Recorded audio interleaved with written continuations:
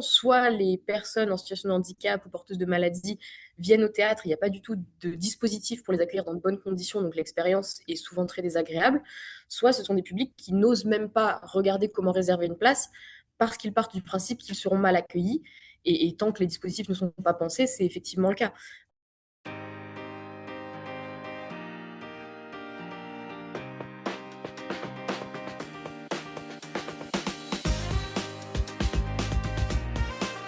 Aujourd'hui, je reçois Enora Le Fustec, chef de projet marketing et communication chez Stage Entertainment, dont vous connaissez le théâtre Mogador, où elle porte entre autres les enjeux d'accessibilité. Avec elle, on va parler de ce que ça veut dire concrètement d'ouvrir les portes d'un théâtre.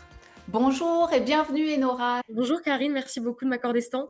Ah, ça me fait vraiment plaisir. Alors, Enora, pour commencer, j'ai envie d'en connaître un peu plus sur toi. Est-ce que tu peux te présenter? Est-ce que tu peux nous dire exactement ce que tu fais finalement pour le théâtre Mogador et comment tu t'es retrouvée à porter ces enjeux d'accessibilité? Ok. Bon, alors moi, tu l'as dit, je suis Enora Le Fustec et j'ai le plaisir de travailler au théâtre Mogador. Je le rappelle à chaque fois parce que c'est un cadre assez fou dans lequel évoluer. Par rapport à mes missions, je suis chef de projet marketing et communication. Qu'est-ce que ça recouvre concrètement? C'est que je suis en charge de l'image de marque du théâtre par rapport à plusieurs de mes collègues qui travaillent sur les spectacles qu'on va produire. Mhm. Je suis chargée d'assister le directeur marketing Olivier Lazzarini sur Mhm. tous les sujets de partenariat qu'on peut nouer autour du théâtre. C'est très large, ça va des produits qu'on vend au bar à des partenariats sur des initiatives très spécifiques. Et ça n'apparaît pas dans mon titre, mais je suis en charge de nos dispositifs d'accessibilité et d'inclusion à destination des publics. Tu demandais comment j'en étais arrivée là et si l'accessibilité était à la base de mon poste. En fait, il se trouve que j'étais étudiante à Sciences Po. En sortant de Sciences Po, j'ai voulu monter mon entreprise et donc j'ai monté une petite auto-entreprise de conseil en communication. Et il se trouve de rencontre en rencontre que j'évoluais particulièrement dans le milieu de la santé, avec des neurochirurgiens, des psychiatres, des associations d'infirmières en cancérologie. Et c'est venu nourrir une sensibilité sur toutes ces questions, toutes les personnes concernées, qui sont en fait assez nombreuses entre les personnes directement concernées, les proches, les soignants et tout l'univers qu'il y a autour.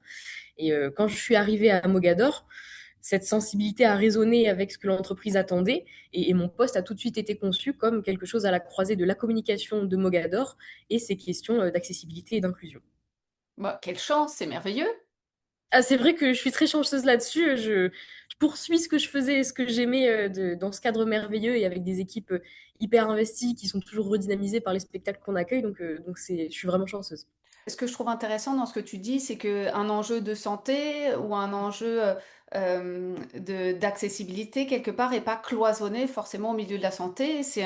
Quelque part, c'est transversal à toute la société. Et donc, je Absolument. trouve que finalement, le fait que, on va en parler pendant tout l'épisode, justement, de cette accessibilité dans le théâtre, ça résonne beaucoup dans ce que tu vas nous partager. Euh, Évidemment, on va parler énormément d'accessibilité aujourd'hui parce que c'est vraiment le thème de notre épisode. Et je voudrais savoir finalement, donc tu nous as parlé de ton poste, comment tu es arrivé là, mais à quel moment finalement dans l'équipe marketing vous êtes dit il y a des publics qui osent pas venir ou qui osent pas passer la porte ou qui arrivent Mhm. pas ou qui ont des difficultés et à quel moment vous avez voulu finalement les rejoindre et qu'est-ce qui s'est passé? Ça a été quoi le déclic? Alors ça, c'était avant que j'arrive, donc c'est plutôt Olivier Lazzarini, le directeur Ouais. marketing, qui m'a replongé dans tout ce contexte. Mhm. Et en fait, c'est vraiment la période Covid qui a déclenché ces réflexions, pour plein de raisons, parce qu'on avait peut-être aussi Mhm. plus de temps pour se poser sur ces questions de la vulnérabilité de certains publics. Et en fait, le constat est assez évident. Soit les personnes en situation de handicap ou porteuses de maladies viennent au théâtre, il n'y a pas du tout de dispositif pour les accueillir dans de bonnes conditions, donc l'expérience est souvent très désagréable. Soit ce sont des publics qui n'osent même pas regarder comment réserver une place parce qu'ils partent du principe qu'ils seront mal accueillis. Et tant que les dispositifs ne sont pas pensés, c'est effectivement le cas. Donc il y a cette crainte qui vient renforcer, nourrir toutes les barrières que ces publics ont déjà. Et il y a aussi tout le sujet économique, bien entendu, parce que c'est des gens soit aux moyens plus réduits, soit qui les consacrent beaucoup à leurs frais de santé. Et dans cette période Covid, l'entreprise, sous l'impulsion d'Olivier, s'est vraiment dit, il faut qu'on ait des dispositifs adaptés, il faut qu'on se fasse accompagner par des acteurs qui maîtrisent ces sujets beaucoup mieux que nous et qui pourront nous guider sur quelles priorités, qu'est-ce qu'on met en place, dans quel ordre, comment on approche ces publics. Parce que c'est vrai qu'en France, on a la chance d'avoir un gros tissu associatif, Mhm. mais du coup, pour nous, structures qui mettons le pied dans tout ça, il y a forcément cet enjeu, comment je vais chercher les bons interlocuteurs, comment je m'assure que ce que je propose, l'information parvient bien au Ouais. public pour qui c'est pensé. Mais donc ça a démarré en 2021, ça n'a cessé d'évoluer depuis. Mhm. On a eu des actions pour le handicap visuel, le handicap auditif, depuis janvier 2025 pour le handicap psychique, cognitif et intellectuel. Mhm. Donc voilà, l'idée pour nous, c'est vraiment d'apprendre en permanence et de rester à l'écoute de tous les retours qu'on peut avoir. Ah mais c'est quand même, tu m'as fait toute l'évolution. Moi, je voudrais recommencer un petit peu au début, hein. Bien sûr. Justement, en fait, quand vous avez décidé d'agir, tu m'as dit, bon, ça a commencé en 2019, il y a eu les premières actions en 2021. Ça a été quoi les premières actions concrètes? Comment vous avez accueilli ces publics? Comment ça s'est Alors, passé justement? ouais, les premières choses qui ont été mises en place, la toute première, c'est les billets suspendus. Oui. Donc, c'est quelque chose qui reprend le modèle des cafés suspendus en Italie. Mm, L'idée, c'est que des consommateurs entrent dans un café et payent un café qu'ils ne consomment pas. mm, Comme ça, si plus tard, dans la journée ou dans la semaine, quelqu'un qui n'a pas les moyens de se l'offrir peut en mm, bénéficier. Nous, on l'a décliné, donc ce sont des billets, un quota de billets que chaque saison on met à disposition de publics qui n'ont pas les moyens de venir au théâtre ou qui sont empêchés pour diverses raisons. Aujourd'hui, on est à un quota de 300 à 400 billets mm, par saison. On mm, collabore beaucoup avec des associations qui les font circuler auprès de leurs bénéficiaires. Ça peut être aussi des familles sur des besoins mm, ponctuels qui rêvent d'une sortie comme ça, qui puissent les rapprocher et qui passent par nous pour bénéficier de ce mm. dispositif. Le deuxième dispositif qui a été mis en place, ce sont des représentations inclusives du Roi Lion, qu'on jouait déjà en 2021. D'abord pour les publics aveugles et malvoyants. Donc là, c'est tout un atelier tactile autour du spectacle. On va venir manipuler des planches en relief qui présentent les personnages, puis différents masques, éléments de décor du spectacle qui est proposé en lieu de description. Et le dernier dispositif qui a été lancé à peu près à cette période, c'était les représentations inclusives pour les personnes sourdes et malentendantes. Et là, sur le format, on est plutôt sur une rencontre signée en langue des signes française et audio amplifiée avec une équipe, notamment l'équipe costume ou marionnette, parce que ça permet de manipuler aussi plein d'éléments et d'entrer déjà dans le spectacle. Et ensuite, le Roi Lion est proposé avec une audio amplification et du surtitrage en français. Du surtitre. Alors, parce que moi j'ai été voir Le Roi Lion la semaine passée, mais comment ça se passe dans la salle? C'est vraiment toute la salle est dédiée à ces personnes-là ou comment tu fais pour surtitrer? C'est surtitré, sous-titré, un peu comme à l'opéra finalement.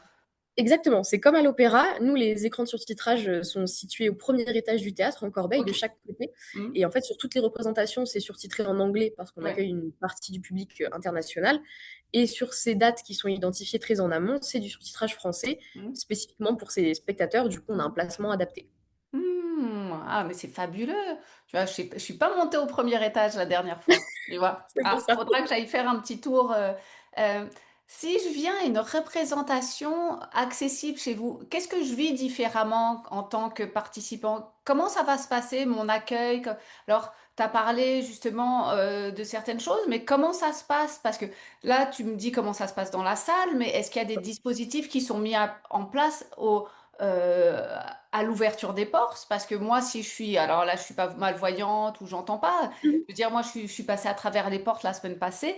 C'est quand même, il y a du monde, c'est pas facile d'entrer. Il y a beaucoup d'achalandage au niveau du merchandising au milieu. Comment ça se passe?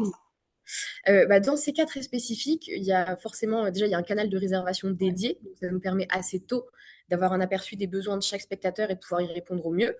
Et dans le cadre de ces représentations inclusives, pour les personnes aveugles et malvoyantes, puisque l'atelier tactile dure 2 heures, Mm. elles viennent avant l'arrivée du public. Donc on fait une entrée dédiée et c'est un petit groupe généralement d'une cinquantaine de personnes qui entrent dans le théâtre, qui est vide à ce moment-là, qui est complètement calme. Donc c'est une ambiance très différente et ça permet, avec les volontaires qui m'accompagnent dans ce cadre-là, de vraiment se poser autour de différents éléments à manipuler et de prendre le temps d'immerger ces spectateurs dans le spectacle.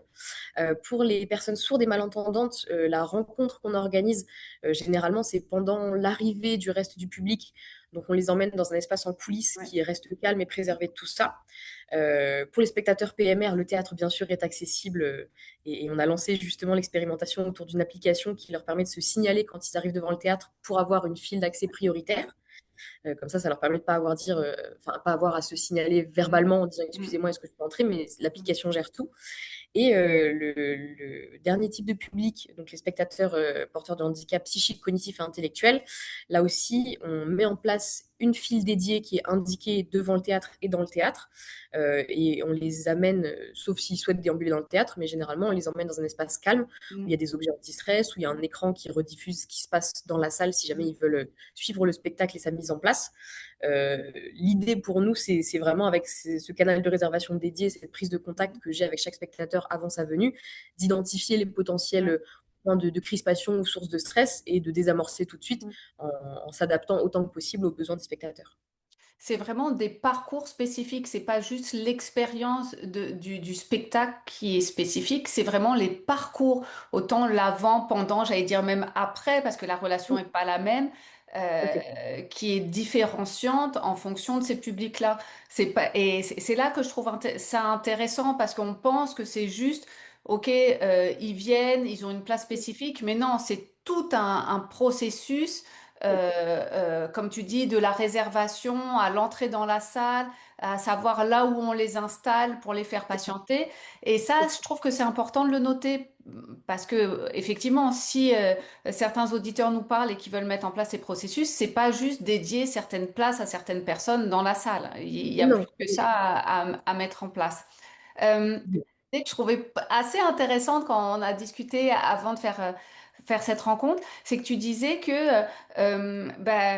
justement les ateliers que vous faisiez avant, eh ben, c'était autant pour les personnes qui avaient le handicap, notamment par exemple de surdité ou qui sont aveugles, que pour leurs accompagnants. Donc il y avait quelque chose qui faisait ensemble pour éviter Oui. finalement toujours ce clivage entre la personne sans handicap. Et en fait, il y a une notion d'inclusion parce que finalement, quand on exclut aussi une personne valide, il y a aussi une notion d'exclusion. Et donc là, vous aviez... Est-ce que tu veux nous en parler un petit peu de ça parce que tes mots étaient meilleurs que les miens?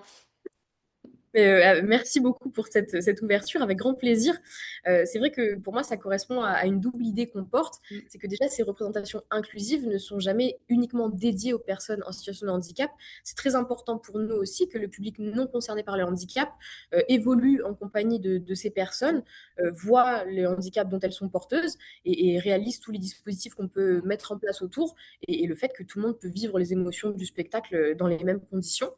Et du coup, cette vision globale se décline forcément dans le cadre des ateliers et de ce qu'on met en place, où c'est très important pour nous de rassembler les personnes porteuses de handicap et leurs proches. C'est quelque chose qu'on entend souvent. En fait, les familles avec un membre porteur de handicap vivent peu d'expériences communes parce que soit c'est pensé pour les personnes non concernées par le handicap, soit c'est pensé pour les personnes ouais. porteuses de handicap.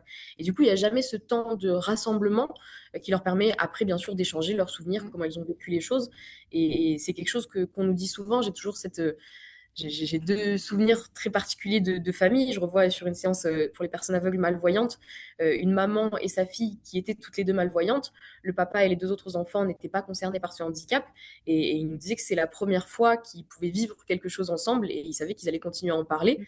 Et dans la même logique, sur la toute première représentation relax, donc pour les personnes en ouais. situation de handicap cognitif, psychique et intellectuel, on a accueilli une jeune femme, Amélie.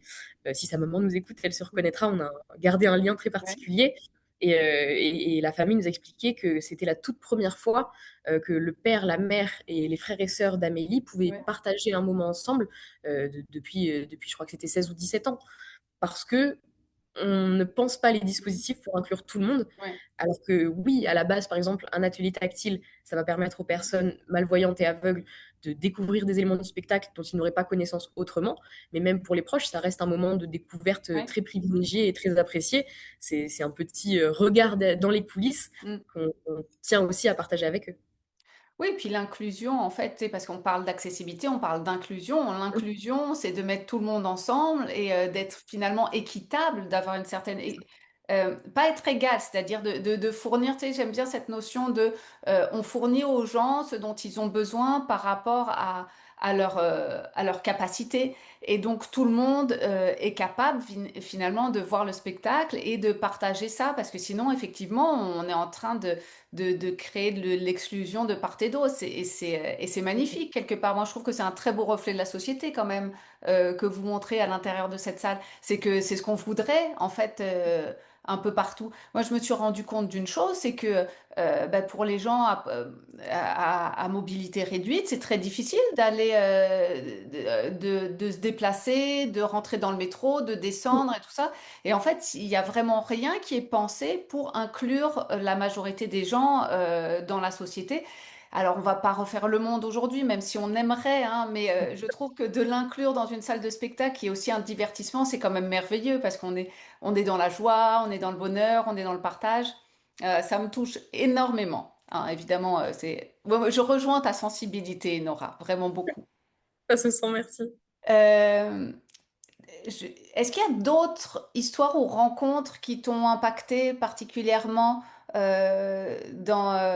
sais, dans les gens que tu as accueillis, dans je sais pas, les associations avec lesquelles tu as parlé? Parce que je veux dire, c'est quand même nouveau. Enfin, je vais pas dire que c'est nouveau beaucoup dans le théâtre privé, parce que c'est quelque chose Oui. au départ qui a été beaucoup pris en compte dans le théâtre public. Mais comment ça, est-ce que tu as des expériences à nous partager? Oui, bah, du coup, je pense notamment à Monsieur Sissoko, qui est un spectateur aveugle malvoyant, qui est venu sur nos représentations inclusives 8 fois maintenant. Et c'est assez fascinant pour nous de voir à quel point il nous facilite le contact avec d'autres personnes Ouais. porteuses de handicap visuel qu'on n'aurait pas réussi à contacter sans lui. Et en fait, notre relation avec lui s'est tellement renforcée au Mhm. fil de ses venues successives que quand on veut tester un nouveau dispositif, Ouais. on fait appel à lui. Il vient découvrir ce qu'on propose et il nous fait un retour extrêmement constructif qui nous permet à chaque fois de revoir certains dispositifs. Et Olivier en parlerait mieux que moi parce que je Ouais. n'étais pas là à l'époque, Ouais. mais je sais que quand on a lancé la maquette en 3D du théâtre qu'on Ouais. propose aux spectateurs porteurs de handicap visuel de manipuler, les gens sont venus, l'ont manipulé, et en fait, le retour général en sortant, c'est j'ai rien compris à ce que j'ai touché Ouais. parce qu'on n'avait pas connaissance de leur Ouais. façon de Ouais. percevoir les choses avec leurs mains, et on a tout repris, on a tout recommencé, et on a fait d'autres tests et ça s'est beaucoup mieux passé. Mais c'est très important pour nous de construire ce genre de relation avec des spectateurs directement concernés Ouais. et qui n'ont pas peur de nous dire mais ça vraiment vous vous êtes complètement trompé, ou au contraire ce dispositif il est bien, est-ce qu'on peut pas ajouter ci, ça ou ça. Et donc oui, il y a un petit groupe comme ça de spectateurs qui sont des fidèles de Mogador, Mm. qui nous donnent leur regard, leur ressenti Ouais. sur tout ce qu'on propose. Et c'est vraiment ce retour direct qui est le plus utile pour nous. Ah ben c'est des ambassadeurs, hein. C'est vraiment des Absolument. ambassadeurs de vos dispositifs. Puis c'est vrai que de penser finalement des maquettes pour des malvoyants en étant voyants, C'est un euh, vrai challenge. c'est- franchement, quand on le dit comme ça, finalement, effectivement, c'est important d'avoir des gens complètement concernés par le projet pour embrasser et puis pour vous aider là-dessus. C'est vraiment super. Oui. Et du coup, je me permets, Ouais, c'est vrai que vas-y, je t'en l'expérience est prie. aussi très intéressante. Je l'avais fait au ministère de la Culture, ils avaient monté un petit atelier où ils faisaient des binômes de personnes Ouais. voyantes, des agents du ministère. L'un des deux se bandait les yeux et Mhm. l'autre devait le guider dans la Ouais. compréhension Ouais. d'une planche en relief sur un Ouais. personnage du Roi Lion. Et c'est vrai que en tant que voyant, même mis dans la situation de handicap Ouais. visuel, on n'arrive pas du tout à comprendre Ouais. la perception du monde parce que c'est quelque chose qui s'apprend vraiment avec le temps. Et en fait, les gens, même avec un guide, étaient complètement déstabilisés. Donc on peut même pas juste se dire j'essaie de me projeter Ouais. parce qu'on n'y arrivera pas, on n'aura pas la subtilité du monde tel qu'il est perçu. Et c'est essentiel de s'appuyer sur les personnes concernées et les associations, les accompagnants, leurs retours sont les plus précieux. Je pense que c'est vraiment une force de faire ça. Je pense que c'est fait toute la différence entre le fait de vouloir le faire et de réussir à cette accessibilité pour les personnes qui ont ce type de handicap. Pour moi, c'est ce qui fait en sorte que ça fonctionne, quoi. Oui, et puis ça nous Mm. permet aussi, parce que c'est une question que les gens peuvent avoir, ça nous permet vraiment de dire, on ne s'est pas lancé dans ces dispositifs, dans ces engagements Ouais. pour dire regardez-nous, on Ouais. s'engage là-dessus. Mm. On le fait vraiment avec un retour de Mm. personnes directement concernées en Ouais. permanence. Et tout ce qu'on propose, c'est ce que je disais un peu plus tôt, évolue Mm. suivant les retours qu'on a, suivant les besoins qu'on nous fait remonter.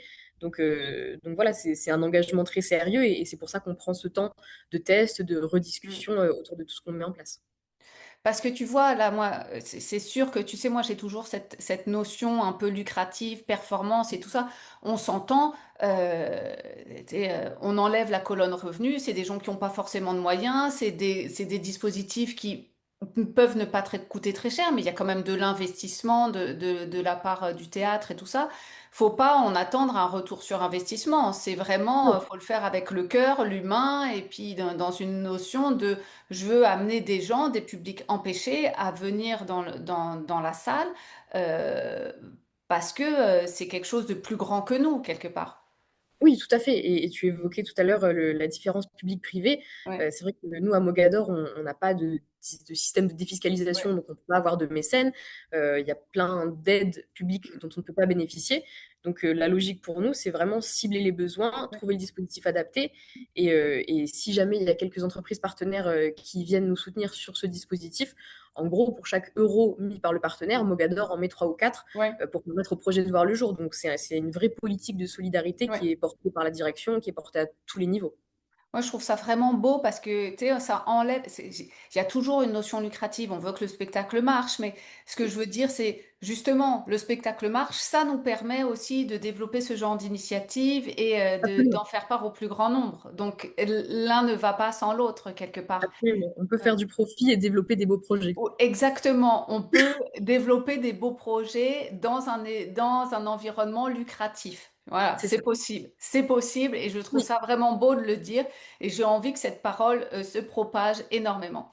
Là, on a parlé des publics. Moi, je voudrais savoir qu'est-ce que ça a changé en interne, dans les équipes, dans la manière de travailler, comment ça s'est mis en place. On a dit qu'il y avait vraiment plusieurs personnes qui étaient mobilisées, autant dans l'accueil, à l'entrée que dans la salle. Oui. Donc tout ça, et qu'est-ce que ça a changé justement dans la perception autant du handicap? Mhm. Est-ce qu'il y a eu des freins et tout ça? Enfin, plein de choses, parce que c'est pas facile, c'est un changement de public aussi pour l'équipe. Oui, c'est vrai Ouais. que c'est un changement assez important. C'est des besoins, si on n'est pas familier avec, où il faut vraiment réapprendre plein de réflexes.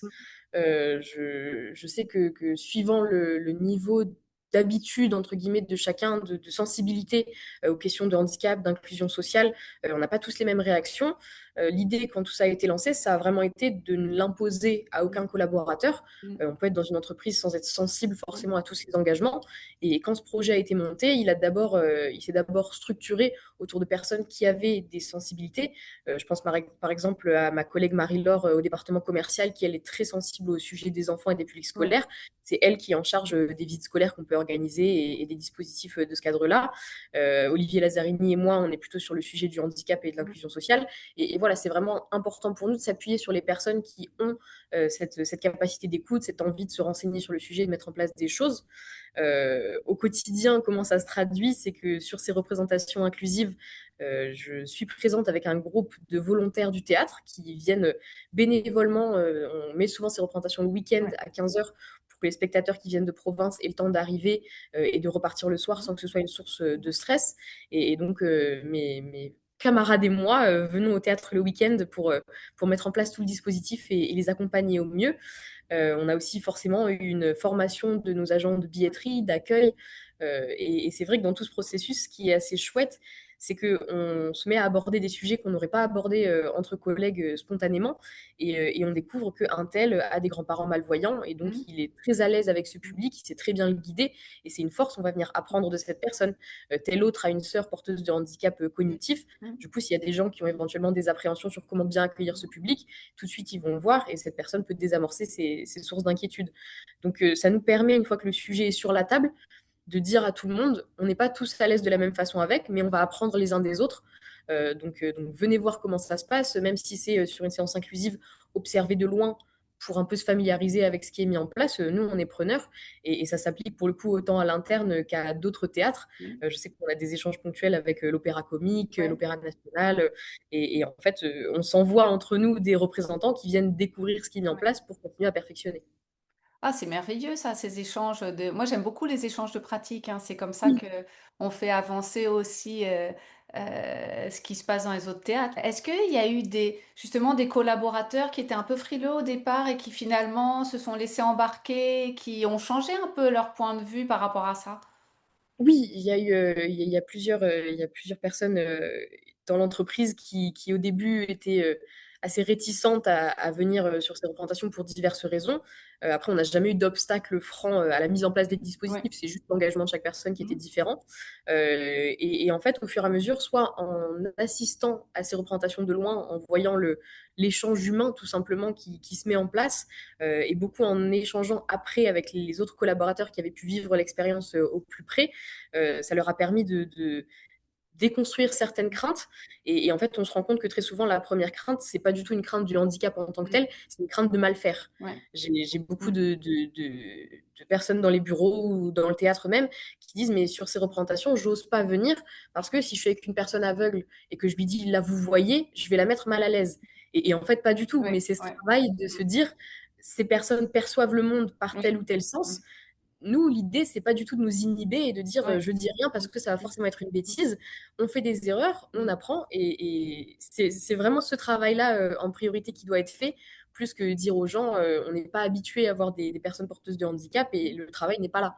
Le travail, Oui. c'est vraiment comment moi, je fais en sorte de ne pas mettre ces gens mal à l'aise, de ne pas dire ce qu'il ne faut pas dire, de ne pas poser la question qui va Mm. tout déstabiliser. C'est intéressant, mais c'est mignon en même temps. Je trouve que c'est Oui, très humain finalement. Et je trouve que oui, et ça part vraiment d'une bonne chose. et je trouve ça joli parce qu'il y a quand même une évolution. Il y a une évolution du public en interne. Il y a une évolution aussi de vos équipes face à ces enjeux aussi, qui est en fait une vraie évolution finalement de la société dans votre microcosme du théâtre quelque part. Oui, C'est, oui. et là, on a parlé des équipes. Moi, j'aimerais parler du public plus général, en fait, qui est valide à 100%. Mhm. Comment ça a été accueilli quelque part? Il y a cette volonté d'inclure justement ces publics avec ces défis à l'intérieur de l'ensemble du public pour que ça se mélange, que ce soit un reflet de la société. Mais comment justement le grand public accueille ces autres publics? Alors de manière très générale, ça se Ouais, passe extrêmement bien. On a un accueil très positif ouais, et souvent il y a des gens qui viennent au théâtre avec leurs proches, etc., et qui se rendent compte qu'on a des spectateurs sourds, malentendants, aveugles, ouais, malvoyants et qui disent, mais moi j'ai un proche concerné, je ne savais pas que vous proposiez ça, donc je ne suis pas venue avec cette personne, ouais, mais pour la prochaine fois je le saurai. On a aussi des gens, ça c'est assez intéressant, mais qui vont réserver leur place et peu de temps après se casser la jambe ou des choses comme ça. Et en fait, du coup, ils entrent dans le cadre des ouais, dispositifs qu'on mm, propose pour être ouais, replacés en salle.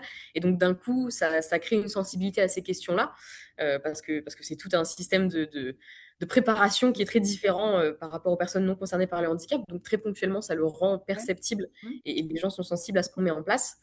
Et après, forcément, ponctuellement, on a des réactions plus délicates à gérer. En même temps, il faut qu'on soit objectif. On est un grand théâtre, on mm, propose des spectacles qui coûtent assez cher ouais, parce qu'ils sont d'une grande ampleur. On sait mm, dans quelle industrie on se place. Et on peut tout à fait entendre que deux spectateurs qui sont venus de l'autre bout de la France, donc qui ont pris leur billet de train, qui ont réservé leur nuit d'hôtel, mm, leur place pour le spectacle, ils ont du mal à accepter que certains spectateurs aient des réactions éventuellement inattendues, ou en tout mm, cas qui ne rentrent pas dans les codes habituels du spectacle vivant.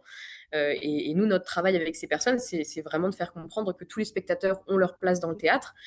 Si là, vraiment, l'expérience pour eux était trop désagréable, on trouve des solutions. On leur propose de revenir, on fait un tour des coulisses, on vient, bien sûr, ouais, travailler à trouver une solution d'apaisement. mm, Mais le message qu'on répète et qui est très majoritairement bien perçu, mm, c'est que tout le monde a sa place dans une salle de théâtre, toutes les émotions et toutes leurs expressions sont les bienvenues et c'est quelque chose, c'est un travail de longue haleine, mais le message passe de plus en plus. Je pense aussi que la société, de manière plus globale, fait son travail. C'est des dispositifs qui sont de plus en plus visibles. On le voit dans les musées, il y a de plus en plus de descriptifs des tableaux avec des planches en relief. Il y a de plus mm, en plus d'éléments comme ça qui rendent tout cet univers du handicap qui a longtemps été caché ouais, visible. Et mm. ça permet aussi aux mentalités d'évoluer et en fait d'être très réceptives à tout ce qu'on propose.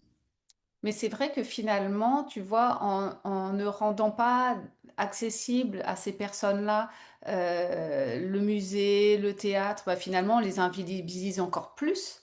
Donc, Absolument. complètement. Donc, en fait, ces handicaps qui sont quand même visibles, hein, quelqu'un qui est aveugle, ça se voit, quoi. Tu Oui, vois, oui. euh, Oui. donc, de les amener vraiment dans la sphère du public en ayant des dispositifs pour les accueillir, ça les rend visibles à nouveau. Je trouve quand même que ça passe à travers le théâtre et particulièrement par le théâtre privé. Je trouve que c'était une très belle initiative. Merci. Euh, Mais, c'est vrai, du coup, je glisse ça là, oui, mais même pour nous, parfois, il y a des handicaps, on se rend pas du tout compte, mais ouais, c'est des gens totalement invisibilisés, comme tu le disais. Et je repense à une séance pour les personnes aveugles malvoyantes où il se trouve qu'il y avait deux jeunes filles qui avaient une dizaine d'années chacune. Et nous, dans les équipes, il y a vraiment eu cet étonnement de, mais c'est vrai que des enfants aveugles malvoyants avec ouais, une canne blanche, mm, on n'a pas du tout l'habitude de ouais, les voir dans la rue. ouais, Et ça s'est traduit également du côté de ces jeunes filles parce que l'une des deux avait demandé à sa maman de cacher sa canne blanche en arrivant ouais, parce qu'elle avait extrêmement peur de la façon ouais, dont ça allait être ouais, perçu. Et en fait, ces deux jeunes filles, pendant les ateliers, se sont mises à discuter parce mm, qu'une était très à l'aise avec ouais, sa canne blanche et ouais, l'autre pas du tout. mm, Et donc, on sent que c'est des deux côtés qu'il y a des préjugés, des barrières à faire ouais, tomber. Et plus on voit ces personnes, plus ouais, on s'habitue à ce qu'elles soient autour ouais. de nous, moins ça deviendra un sujet. Ah, mais complètement, complètement. Tu me parlais de représentation relax. Est-ce que tu peux nous en dire un peu plus sur le relax? Pour les auditeurs, c'est quoi une représentation relax? Qu'est-ce qu'on Alors, retrouve dans une représentation relax? Comment on se sent dans une représentation relax? Alors j'espère, et d'après les témoignages des spectateurs, on s'y sent bien. Hmm. Une représentation relax, donc ça s'appelle relax parce que nous on travaille avec l'association Culture Relax. Oui. Ce sont des représentations pensées pour les spectateurs porteurs de handicap cognitif, psychique et Hmm. intellectuel. Donc ça recouvre une sphère extrêmement large, ça va de l'autisme à l'Alzheimer en passant par le polyhandicap. C'est vraiment des publics, toute une palette de publics très Hmm. différents avec des besoins très différents. Mais si on condense leurs besoins et qu'on essaie de trouver des points Hmm. communs, il y a plusieurs choses qui émergent, le stress par rapport à la foule, par rapport Hmm. à un lieu nouveau, le fait de ne pas supporter le bruit Hmm. trop intense, trop longtemps, des choses comme ça. Et donc, à partir de ça, Culture Relax, qui nous accompagne, a développé tout un protocole qu'on met en place sur ces représentations. Donc, ça passe par une tarification spécifique pour accueillir ces Hmm. publics, toute une communication en amont auprès d'eux, mais aussi auprès du grand public pour bien identifier cette représentation. C'est une relax, il y a des codes qui sont un peu différents. Hmm. Et après, concrètement, quand les spectateurs arrivent, c'est un espace calme qui est accessible avant, pendant et après le Ouais. spectacle avec des casques anti-bruit, des Hmm. objets anti-stress. Un accompagnement tout au long de la représentation par les volontaires par Hmm. lesquels j'ai la chance d'être accompagnée. Dans la salle, il y a une légère atténuation de l'intensité sonore et Hmm. lumineuse pour éviter une fatigue Ouais. sensorielle et les codes de la salle sont assouplis, c'est-à-dire que les gens sont autorisés à se lever, à sortir de la salle, Ouais. à y revenir s'ils ont besoin de se mettre un peu au calme, et on encourage l'expression la plus libre de Hmm. toutes les émotions. On prévient le public au global, parce qu'encore une fois, c'est pas une séance dédiée, c'est une séance où on mélange les Hmm. publics, et on leur dit, voilà, aujourd'hui c'est une relax, si à un moment il y a quelque chose dans le spectacle qui vous fait hurler de rire, Hmm. mais riez à gorge déployée, ne Hmm. vous retenez surtout Ouais. pas, parce qu'on on valorise sur cette représentation ces expressions très très Ouais. libres de ce que tout le monde va ressentir. Et ce qui est assez intéressant là-dessus, c'est qu'à la base, elles sont pensées pour les personnes porteuses de certains handicaps. Hmm. Et on se rend compte que les familles avec des enfants jeunes se mettent à Hmm. cibler ces Ouais. dates spécifiquement, parce que pour des enfants jeunes qui ont du mal à rester assis le temps Hmm. d'une représentation ou qui ont du mal à pas commenter ce qui se passe sur Hmm. scène, c'est un cadre hyper rassurant de Ouais. se dire, bah, ce jour-là, je peux m'asseoir, si je m'ennuie, si je veux faire autre chose, je peux sortir. Si je veux expliquer à mon papa ou à ma maman que Hmm. le rhinocéros, il est super beau, bah, je peux le faire. Hmm. Et en fait, ça crée une ambiance bienveillante qui circule et généralement, c'est des séances extrêmement chaleureuses. Ah, mais j'adore, j'adore, mais je trouve que Euh, parce que je trouve, alors moi c'est pour avoir fréquenté la Maison Théâtre, qui est un théâtre jeune public au Québec, à Montréal, et ben tous les enfants ils crient, ils hurlent et c'est normal quoi, parce qu'ils interagissent avec le public. Et je trouve que finalement c'est très adulte, très français de rester assis au théâtre et de pas bouger, alors que finalement c'est quelque chose de très vivant, hein. On est quand même dans du spectacle vivant. On n'est pas dans du... Non, mais totalement, c'est pas les codes de spectacles très classiques Ouais, où il y a justement des attentes vis-à-vis du public. ouais, Et même les comédiens nous le disent, quand la salle réagit, quand il y a une blague et que le public ouais, rit, quand il y a un moment triste, qu'ils entendent des sanglots, c'est ça aussi qui vient, eux, les électriser dans leur ouais, jeu. complètement. Et ça se retrouve à tous les étages. Enfin, je sais que le chef d'orchestre, sur la première scène qui fait pleurer tout le monde, Ouais. il me confie qu'à chaque fois, il n'est pas censé le faire, mais il jette un petit coup d'œil derrière, il voit les Mm, premières en pleurer et il se dit mm. mission accomplie. Ah Donc, ouais, mais plus c'est... les gens donnent, surtout sur une comédie musicale Ouais. comme ça, plus ça ruisselle et ça bénéficie à tout le monde.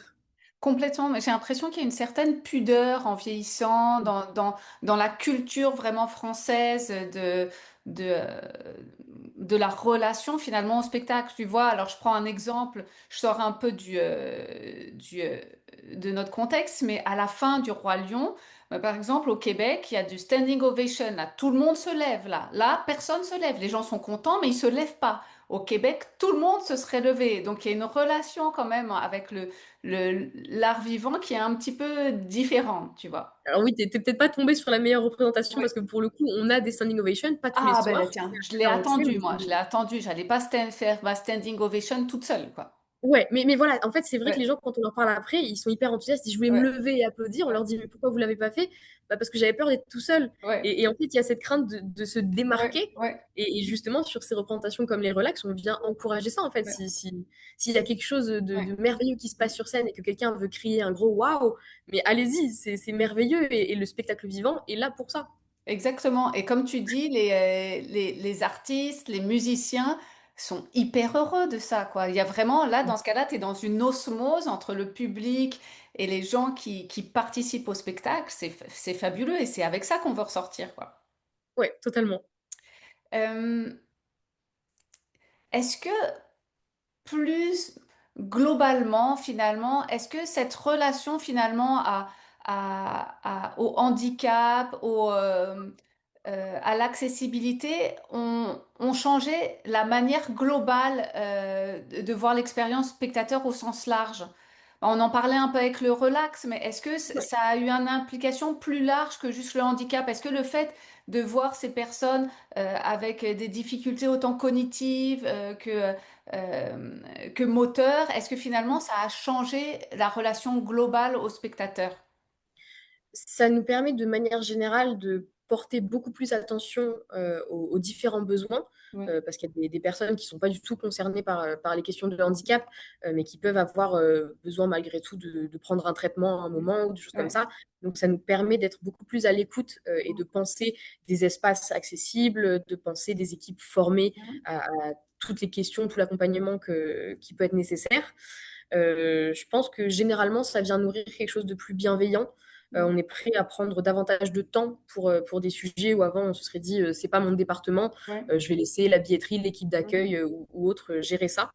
Et ça vient nourrir ce collectif où, à partir du moment où ces dispositifs sont mis en place, sont bien identifiés, sont Mhm. connus par tous, on sait que si on a une question ou quoi que ce soit, on peut aller la poser. Ça vient vraiment ouvrir le Ouais. dialogue sur beaucoup de sujets. Et je sais que mes collègues de l'équipe RH, c'est également quelque chose de très précieux pour elles, pour tout ce qui va être le handicap même des collaborateurs. Mhm. Le fait d'accueillir ces Ouais. spectateurs et de voir qu'avec le bon cadre, tout se passe extrêmement Ouais. bien, on se dit, mais ça peut aller beaucoup plus loin que juste le temps de la Mhm. représentation et des ateliers qu'on propose.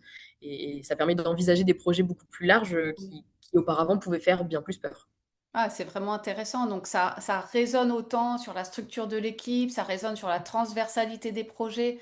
C'est vraiment fascinant. Ouais, c'est ce que j'attendais, mais je trouve ça chouette d'avoir cet écho-là. Euh, euh, Ce que je disais un peu, c'est que ce sujet de l'accessibilité, de la mobilité, c'est vraiment un sujet qui a été pris à bras le corps par le public. Est-ce que le fait d'être un privé, ça change quelque chose justement par rapport à ces engagements? Euh, parce que finalement, t'en côtoies évidemment quand vous échangez avec des structures publiques, est-ce que tu as l'impression que c'est différent votre façon de voir les choses que le public?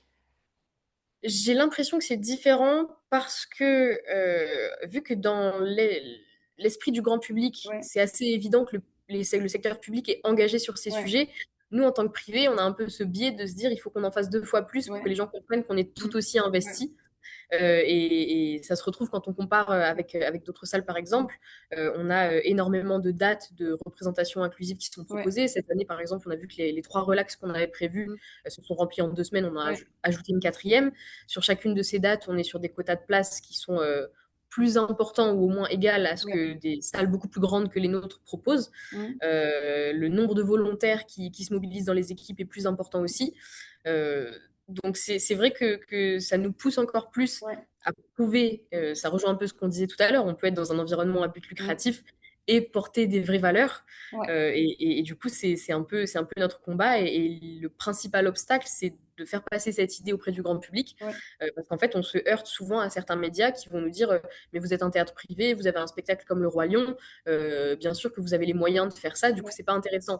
Et en fait, je comprends pas du tout pourquoi, à partir du moment où on a les moyens de faire quelque mhm, chose, c'est mal si on le fait. ouais. C'est exactement ce Oui. que tu disais. On a un spectacle qui permet de générer de l'argent. Utilisons-le pour des belles causes et faisons-le savoir. Il n'y a pas de honte à mettre en place quelque chose sous prétexte que c'est pas du mécénat ou de Mm. l'argent public. Oui, mais c'est peut-être... Là, tu vois, c'est sûr que, tu sais, aux yeux du grand public, c'est un peu... tu sais, il y a eu cette vague de je vais planter un arbre et je fais du RSE, tu vois. Mm. Donc, tu sais, est-ce que c'est une opération de visibilité ou est-ce que c'est vraiment quelque chose qui est pris à bras le corps et qui tient et que l'équipe embrasse vraiment ce changement et cette évolution et que c'est vraiment une volonté interne. Donc, je pense qu'il y a un peu ça, mais bon, moi, ce que j'entends, c'est que c'est clairement pas ça. Donc, Oui. que c'est une vraie volonté interne. Et je pense que de toute façon, aujourd'hui, même si ça fait bien, bah, ça fait bien, mais vous le faites quand même aussi. Donc, c'est pas grave, on s'en fiche, quoi. Oui, non, c'est ça, c'est un Ouais, vrai, c'est vraiment quelque chose qu'on porte à tous les niveaux de ouais, l'entreprise, c'est quelque chose qu'on martèle, qu'on essaie de ouais, faire savoir. Ce qui est assez intéressant, c'est que les personnes porteuses de handicap commencent à vraiment bien identifier ouais, Mogador comme un lieu inclusif qui pense des choses pour elles. Après, c'est toujours, quand on en parle, ils disent, mais j'ai appris que vous faisiez ça par une amie, un ami ouais, qui est venu ouais. tester le Mm. dispositif. Pourquoi vous n'êtes pas dans les grands JT télévisés Ouais. pour que tout le monde ait l'info? Et bon, ça, c'est un combat qui est beaucoup plus compliqué à mener finalement que de s'appuyer sur le tissu associatif et les personnes qu'on connaît déjà dans ce milieu. Justement, est-ce que c'est relayé un peu ces initiatives? Alors moi j'ai vu qu'il y avait des petites capsules qui avaient été faites, Enora, mais est-ce que c'est relayé le fait que vous ayez justement ces initiatives pour ce public spécifique? C'est relayé par le théâtre sur ses Ouais, réseaux. Ponctuellement, on a des médias qui sont intéressés. Je pense à M6 qui est venu faire ouais, un sujet sur une mm, représentation relax. Donc ponctuellement, il se passe ouais, des choses. Après, ce qu'on constate aussi quand même, c'est que s'il n'y a pas une figure publique mm, très connue, une ouais, célébrité française associée à tout ça, c'est mm, beaucoup plus dur d'intéresser les médias. Et là où je trouve ça un peu délicat parfois, c'est que du coup, les médias se déplacent plus pour la personne que pour le ouais, dispositif. Donc, le message pour nous qui est essentiel de diffuser mm, l'existence de ces projets ouais. passe un peu à la trappe dans le traitement global du projet. Ouais, c'est un peu fou, quoi. En fait, ils ont besoin d'un influenceur pour C'est ça. venir. Oui, et je comprends bien. L'idée, c'est de mettre en avant le dispositif et pas l'influenceur, quoi. C'est quand Oui, même. et nous, on trouve que le dispositif Ouais, se suffit à lui-même et justifie exactement. Ouais. un sujet, mais c'est pas forcément le regard de la plupart des médias là-dessus. Bah, écoute, moi je trouve que ça justifie totalement un sujet, je trouve que ça justifie même plein de capsules et plein de témoignages sur l'accessibilité. Je trouve que c'est vraiment important et je trouve que c'est un sujet d'avenir. Continuons à en parler, continuons à nous mobiliser là-dessus. Euh, Absolument.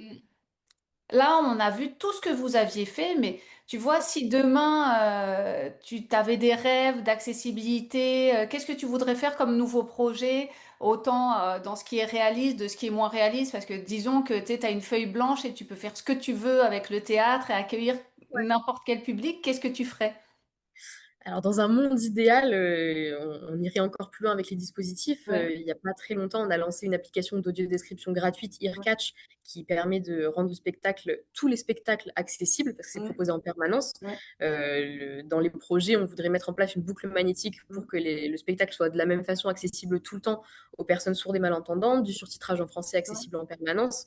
En fait, pour moi, dans un monde idéal, on aurait tous les dispositifs qui permettrait de ne même plus avoir à communiquer sur le handicap ouais, parce que chacun et chacune saurait que il ou elle passe les portes du théâtre et il y a le dispositif ouais, adapté. mm, Donc, il n'y a pas besoin de se signaler, il n'y a pas besoin de prendre contact ouais, en amont.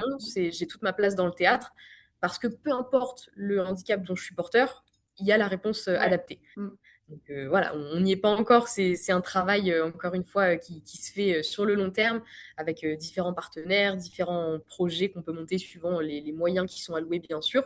mm, Mais dans un monde idéal, il n'y a plus de sujet de handicap parce que tout le monde a compris que c'est la vie normale de ouais, beaucoup de gens mm, et que même cette idée de normalité n'a plus de raison d'être.